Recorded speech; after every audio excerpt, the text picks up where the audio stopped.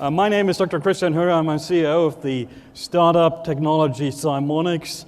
We focus on high-quality telephony, and yesterday we introduced a spatial audio teleconferencing server supporting WebRTC and SIP. What is spatial audio and what it is for?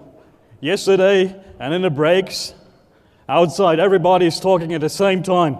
It's loud, it is noisy, maybe there's some background music going on. And still you can focus on the talker of your choice.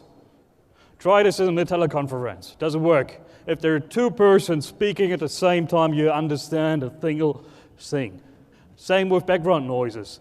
Sometimes people are driving in a taxi and it's loud and annoying. You can't change it. With spatial audio, this changes because actually we take advantage of the cocktail party effect.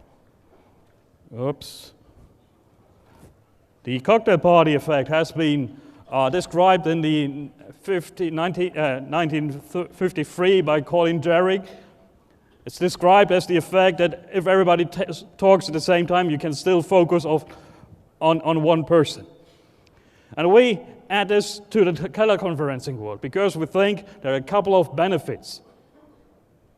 You know who's talking, you can focus, background noises are less annoying, the comprehension is better, and there are studies that even the memorizing effect is higher with spatial audio as compared to mono stereo. But what is spatial audio? Of course, you know the mono system, the telephone, the good old telephone. Stereo has one dimension more. You know it from home. Also WebRTC and Opus support stereo transmission.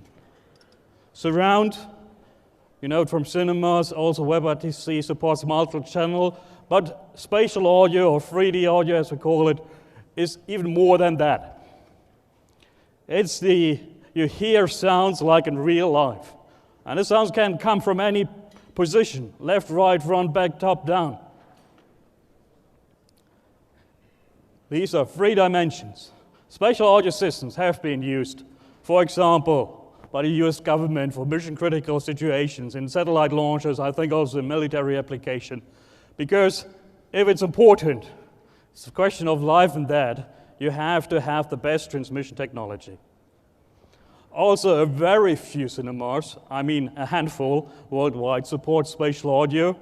But my favorite deployment is the following one. And I have asked my investor whether we can buy it. It's a Porsche 911 with a Burmeister sound system. You see all the loudspeakers, and they make a pretty decent 3D sound there. The price tag is quite high, so the Burmeister sound system costs actually more than the car of my wife. Blame on me. And good luck, there's an easy and cheap and cost-effective solution to spatial audio rendering. It's a headset, an off-the-shelf headset, and it's some processing, signal processing. What we actually do is that we simulate the wave propagation. We simulate how the waves go through your head and arrive on your ears and play this back on your ears.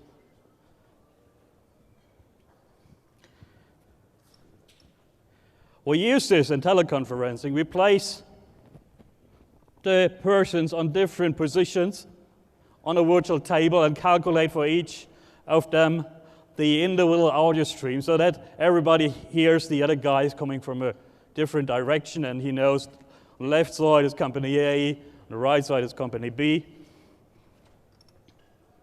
And all you need, as of yesterday, we launched a product yesterday, is a headset, an off-the-shelf headset, a web browser with WebRTC support, and the space media server available from our company.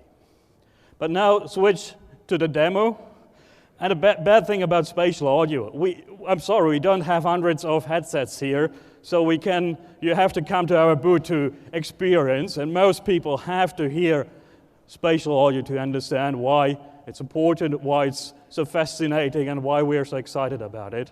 So, number 19, And Elisa, I think we start now with the demo. Yes. Please. And how the demo would work, for example, is that when you have a conference call and you have multiple speakers, you want to know who is person A, who is person B, so you can actually change and name the people that you want to have on the right side or on the left side, the voice coming in front of you or back of you, so you don't get confused while someone is talking. And these special headsets, they actually have the sensors where, depending on how I rotate and I change positions, the little green person can also change with me and change direction.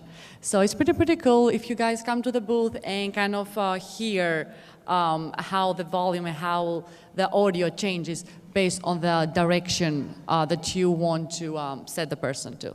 So, thank you very much. Actually, Plantronics showed to me today a new headset which they're going to launch probably next year. It has built in some sensors and has built in a head tracking. This is handmade, I have to admit here. So we use it for testing purposes. These ones without head tracking I bought today in a supermarket. You can use any kind of headset, and of course you can make a little bit more money with head tracking headsets if you would like to.